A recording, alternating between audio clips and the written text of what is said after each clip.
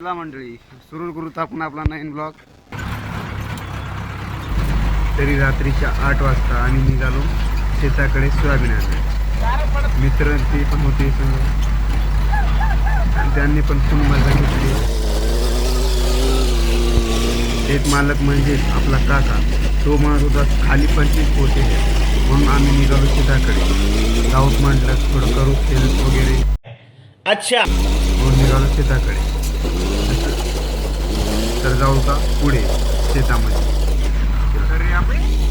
जसं शेतामध्ये टच झालो तिथं पोते पाहून पोरं तर हप्पच पडले आणि काकांनी तर म्हणलं 25 पोते, पण इथं निघले 50-60 पोते. तर पोरं म्हणले जाऊ दे आता आलो तर करूच मदत. तर पोरं समजे लगेच कामाला लागले.